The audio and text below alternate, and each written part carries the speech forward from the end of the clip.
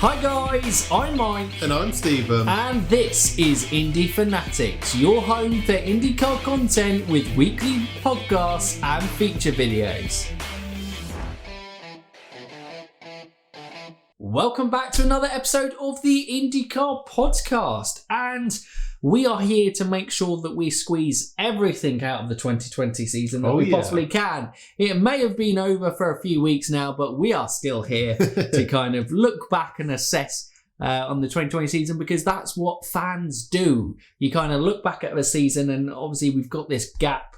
We'll probably look into in the new year more subjects looking ahead to the new season, but as we're in the kind of at the moment, it's a good time to kind of have a reflection on what was a very difficult season, but also a very intriguing season as well, because you know such things like the aero screen coming into it was a big change in IndyCar in terms of safety, and there were incidents within it that obviously made the aero screen a valuable asset to the world of IndyCar. But today we're going to be looking at the winners and losers of the 2020 season. We're not going to go through the full grid. We're just going to pick 5 guys we thought were winners and 5 guys we thought were losers. So I don't know. How do you want to do this, Stephen? Do you want to go winner, loser, or do you want to go all the winners, all the losers, or all the losers, all the winners? Let's go winner, loser, winner, loser, winner, loser, winner, loser. Okay.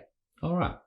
Well, do you want to start off with the winners? I can get us started with the easiest winner of the lot, and there's, of course, Scott Dixon, the legend, an IndyCar legend, not in the making because he's already an IndyCar legend. Yes. Securing his 6th title at the age of 40. Narrowly missed out on an Indy 500. Could have been a 2-time Indy 500 winner, but with the championship secured, I don't think he's too fussed about missing out. Just had a fantastic start of the season. Dropped off, struggled with inconsistency to the mid to late part of the season, but then picked up again to secure that title.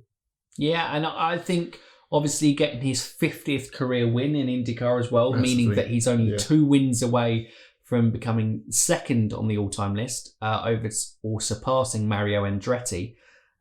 Which would be a fantastic achievement, like you said, already an IndyCar legend. But yeah, he was definitely the biggest winner from the 2020 season, and he did, I think, in interviews has said that this season may have lended itself to the more experienced guys just because of the whole throw up of things and the limited times of testing and limited track time that was available to them. The experienced guys definitely did benefit, but well, we saw from the season and some of our other winners that there was some exciting young talent that actually did very well in the season as well. Yeah. But it moves on to the first loser of the season for me. And, let's go into our one that's a little bit iffy. First, we spoke about the aero screen coming in and being a big impact within IndyCar. Well, one person it massively affected in terms of performance-wise was Simon Pagenaud, the Team Penske driver. And, it may be an interesting one because obviously he's a race winner. Fantastic win in race 1 at Iowa coming from the back. And he had a fantastic start to the season, but just as things developed and, it's a self-confessed problem, he said he didn't adapt to the way that it changed the balance of the car, the aero screen, as well as what Joseph Newgarden and Will Power, who definitely had stronger second parts of the season and grew into it. And for a long time Simon Pagenaud was second and fighting Scott Dixon in that first half of the season, but he really just curtailed off and had a little bit of a nothing season. And for a Team Penske driver and someone as talented as Simon Pagenaud, it certainly was a season that really didn't go his way. No. You just couldn't ever find that form in qualifying. And then if you start back every race, you're not going to get many results that are going to go your way. Or they did pick up that one in Iowa from the back. But other than that, as always with oval races, it was heavily reliant on some cautions falling in his favour, which meant that he cycled to the front. when obviously he was near the cycle to the back. I don't think he did too much on track overtaking, shall we say. I think it was more on strategy that got him to the front of that race. But yeah, it was an interesting, certainly a season, and he will be looking in 2021 to adapt better to the aero screen and to be better, improving. And with Scott McLaughlin coming into the team, it's a lot of pressure because how long will Team Penske run 4 cars? Because they do like to run just the 3 cars in the series. Yeah. Right. Yes, on to the next winner. Should I do the next winner? And then we bounce backwards, forward there. You don't want all the losers. I get it. I don't want to be the bad guy all episode. That's what I'm saying in terms of that. So the next winner, I can't take it. I'm going to go our guy who was the product of our feature video last week of Who is Rinus VeeKay? Of course, Rookie of the Year. A fantastic season and rookie season for Rinus VeeKay. As we went through that, he's impressed with the junior categories, and since he's come over to America, affectionately, he's Rinus van Kalmtholt, but obviously affectionately named by Americans Rinus VeeKay. He just showed his pace, blistering pace, and also wheel-to-wheel battling, just actual driver skill was superb, I thought, from a rookie, considering how young he is as well. It was really fantastic, and I was so impressed by him that nobody fazed him. He would be fighting Scott Dixon. I remember, at Mid-Ohio, him interchanging positions 2 or 3 times with Scott. Going on a run through. It was super impressive stuff from the young Dutch driver. And it really started off poorly for him, but he just almost brushed himself down and just grew and grew more and more into the season. He had typical first seasons learning on strategy. The mistake at Indianapolis where he hit his member of his pit crew. He just happens. He just slightly misjudged it. It's the biggest race in the world. I don't necessarily begrudge him a mistake. There were plenty who made mistakes that day, and his mistake was relatively minor, but he could have finished in a top 10 in his first Indy 500, which would have been an impressive showing, especially for Carpenter Racing. But yeah, he was a big winner for me. Yeah. On to the loser then. On to the next loser. Who shall we go? I'm going to stop by at Marco Andretti. Obviously had a fantastic pole at the Indy 500, a really surprise pole sitter, purely because the rest of the season was pretty terrible. All summing up at the final race of the season where he knew he was on track to get a very good result and get into the winner's circle, and then got taken out by Takuma Sato. And kind of sums up his season. Moments of greatness, but it all fell apart towards the end of the races. We had that spin in Mid-Ohio. I'm trying to think. It was just a scrappy season all year. Yeah, it just never... Marco Andretti was the epitome, I think, of Andretti Autosport's season. Yes. In terms of... Although we'll come on to another winner who did do very well for Andretti this year. But it just never seemed to piece together, and it looked positive later on in the season. But, it was... in the first half of the season, a couple of podiums from Alexander Rossi, but they didn't really look competitive, didn't really look challenging up there. And yeah, Marco, it was just a season that at the last race of the season, I think it's the top 20 drivers in the standings. Sorry, not the winner's circle. Top 20. Yeah, he didn't. Well, yeah, he didn't make the winner's circle to get that $1 million in sponsorship going into the next season. And yeah, I suppose by missing out on that, no fault of his own, but he is a big loser in that aspect. Yeah. It's a big loss for the Andretti Autosport team. Can't turn down £1 million when exactly. it gets offered to you. But yeah. Yes, so on to the next winner. And of course, Pato! Pato! I couldn't take Pato away from you. You had to be the one who was a winner for Pato. Pato Award, securing... Yeah, he did. He secured McLaren's first pole. He scored McLaren's first podium.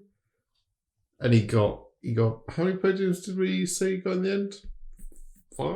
I think it was 5 or 6. We said it was 5 or 6. We check. really should have looked up before getting to this stage. But he certainly was a big winner from this 2020. Yeah, absolutely smashed it. Especially on the ovals, looked very good, very confident. And even on the street circuit in St. Petersburg at the end, taking it to Scott Dixon, making a great overtaking move. And then obviously, right at the start, the Road America where he got that pole. Great defensive drive on Rosenfist. Just unfortunately, the race was a lap too long for him. And it just got pipped to the end. But I'm sure that first win isn't too far away from Pato. But a fantastic sophomore season for him. Yeah, I think we definitely predicted in... last week's podcast, didn't we, when we were saying who does the 2021 calendar favour the most? We definitely backed Pato to come out on top, at least in one race next season. Very highly rated by his peers already, impressed by his skill. And I think impressive on that move on Scott Dixon in St. Petersburg was the fact that he had the race awareness to know this guy's fighting for the championship. So I can be a bit more bold. Yeah. I can be a bit more risky because there's going there. And he very much assessed racing situations well. Yeah, I think. Definitely. For a young For driver. only his first full-time season. Exactly. Yeah. They're very impressive from there. Right, back to the losers. And we'll go for another one of the Andretti Autosport guys. And that is Ryan Hunter-Reay. Obviously, DHL number 28 car. Looks like he's coming back. Well, I think he is confirmed now coming back for the 2021 season with that car. Look, Ryan... Well, yeah, it's another video that we've done. Fantastic career. He obviously won the championship in 2012, won the Indy 500 in 2014. Massively impressive for Ryan Hunter-Reay. I think, well, clearly the talent's still there. One with Mazda at the Sebring 12 Hours in sports car racing, and that may be the way that he kind of drifts a little bit more going into his latter part of his career. He is now at that tail end, and the question I think is for a lot of Indy fans, go from there. Is Ryan now in that cusp of going into on the decline as a driver? Or is there... Because realistically, we think Alexander Rossi and Colton Herta are the two main guys at Andretti Autosport. They're the ones 100%. That you feel like are going to be challenging for titles. You don't look at Ryan anymore and go, he's a title contender, which then I suppose he's in there for constructors. It can all piece together. You never know in a season. He might blitz it in 2021 and have a fantastic season. But there were just signs over this season and from what I've seen in the previous season that it's starting to just tail off a little bit for Ryan Hunter-Reay, and maybe the days with Andretti Autosport, who they've been loyal to each other through the past decade, it might be the beginnings of the end of that partnership. Definitely. From the looks of the 2020 season. Like we said, there was unluckiness and difficulty from there, and the highest place Andretti finisher in the season finale. So obviously that's kind of by default. Kind of by default. Oh dear. But yes, winner for me again, isn't it? So well, we'll move on to I'll go double Andretti on this front, and Colton Herta was a massive winner of the 2020 season. Only the one win this season compared to his 2 in his rookie year, but a very impressive sophomore season, finishing 3rd with Andretti. Just there was a maturity to Colton Herta that he consistently finished in top 10 finishes, and if he could suddenly in next season progress some of those P5s, P6s into, well, P1s, but P3s and P4s, and, you know, adding a couple more victories to his name as well, then you're going, wow, okay, Colton Herta could be a serious contender, title challenger. And it was really nice to see his development just in a year, and very mature. And again, like Rinus VeeKay, brilliant wheel-to-wheel action stuff in terms of that. Yeah, but I mean, funnily enough, 2 of them collided on the ovals, you know, in that aspect. And I think Colton was a little bit unhappy in maybe a move that Rinus made earlier in the season. I remember on the oval them having their, yeah, that's racing. I think drivers get in the heat of the moment, they go, Rah! And then they're like, yeah, I probably would have done the same. But yeah, very kind of mature stuff from Colton Herta. And if he gets even better, I think tyre management is still maybe lacking behind the real top guys. Because, you know, something like the Harvest GP race 2, you know, when he was chasing down Will Power, he just didn't have enough tyre life preserving to kind of get through, but it did push him all the way. Yeah, because he had all that pushed past as well, but just couldn't make it happen. Exactly. So that's really where he's going to win, but massively, obviously, a big winner in the 2020 season, Colton Herta. On to the 4th loser of the season, and we're still on Andretti. We've given you a winner, we've given you a loser, and we're giving you another loser in Alexander Rossi. First season competing in IndyCar, and first season he hasn't won a race whilst competing in IndyCar. On reflection, have we've gone hard in on Andretti. 3 drivers we've put out of the 5 were losers. Because they've had just such a topsy-turvy season. And they were the biggest named team to properly flop this year. Obviously, although Colton Herta been a shining beacon in there. But Rossi, no wins. He got, 4 podiums in the end? Maybe 5? Should have checked somewhere around there. So it sounds decent. He's better than a lot of the other drivers who got better than other drivers' results this season. And it just no race win. Just never came together. And the luck was against him this year. I feel like that's why we put him in this losers section. Yes. You know, Marco and Ryan were probably more performance-based. Yeah. Alexander Rossi isn't like we're looking, is Alex Rossi, you know, past as an Indy driver. He's very much, you know, still got so much to offer IndyCar. But from the first race when he had, I think, the electrical communications issue, communication software, I think it was, that has failed, it just pretty much set the tone for his 2020 season, where he can never get any sort of momentum together. And then just when you look, it was getting right in that season finale. A very rare driver error from him, to be fair. First time he's crashed out from the lead. And yeah, kind of all summed up. Nothing went his way. Cautions, mechanical issues. And so that is why he's a penalties, loser. Indy 500. Of course, yes. And not very happy there. And then he crashed out, didn't he? But yes, it just, luck didn't go Rossi's way, but we're sure he'll bounce back. Hopefully he'll bounce back. Maybe be one of Andretti's title challengers for next year. Probably will be the main one. But yes, on to the final winner. And of course, it is the Indy 500 winner, Takuma Sato. 2-time winner at the age of 43. Unbelievable stuff. The rest of the season was a bit hit or miss. But who cares when you've won the Indy 500? It's either the Indy 500 or the championship. And if you've won either of those, you've had a pretty good season. He just...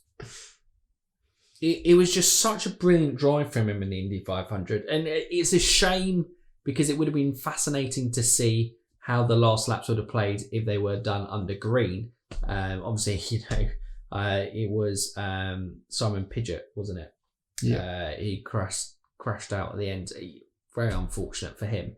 But, you know, it would have been so fascinating because that move on Scott Dixon was such a good move as well. He just really, he came out, he masterful his strategy all race, and then bang, that engine mode towards the end of the race was just, whew, he absolutely flew, got it early and just kind of shot off into the distance. And yeah, I mean, obviously Scott was convinced. He was like, the numbers don't add up field-wise. We're convinced it was there. So it would have been fascinating to see how it might have played out. But it was a brilliant drive for Takuma Sato as well. Yeah, fantastic. Yeah. And he's just added his name to the history books once again. Fernando Alonso's biggest fan. Can you compete every year? Can you compete every year? Go on, Fernando.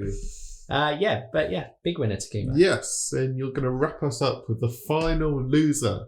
Please, not another Andretti car. It's not. It is going to AJ Foyt Racing. And actually, quite that AJ Foyt Racing is, we'll round off with a little bit of news on this section. To keep up to date with kind of headlines in the IndyCar world. But yeah, Charlie Kimball is our loser because 10-year veteran, AJ Foyt in a season that never really came together was a struggle. They were always towards the back of the field. It didn't really play well. And then Sebastian Bourdais comes in. Admittedly, in all fairness to Charlie, he's not a full-time champion like Sebastian is. And, Sebastian still is highly rated. And, Seb was going to race more seasons in the 2020 season pre-COVID.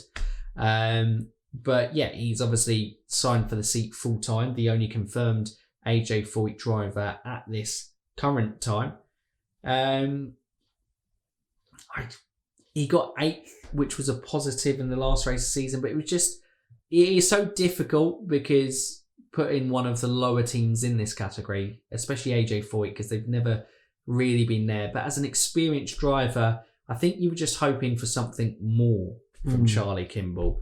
And the way that Bourdais just immediately came in and was better, like I said, no offense to Charlie Kimball, Sebastian Bourdais is the better driver, but Charlie had the season, the up whole until season, that point. So, and he didn't get near people. Yeah, exactly, and yeah, it was a season that's not really pieced together, and he's talking, he's got the budget. So we're now linking to the news section. So he was the loser. He's got the budget to compete. He's looking to kind of secure another seat, but obviously very conscious that seats are drying up.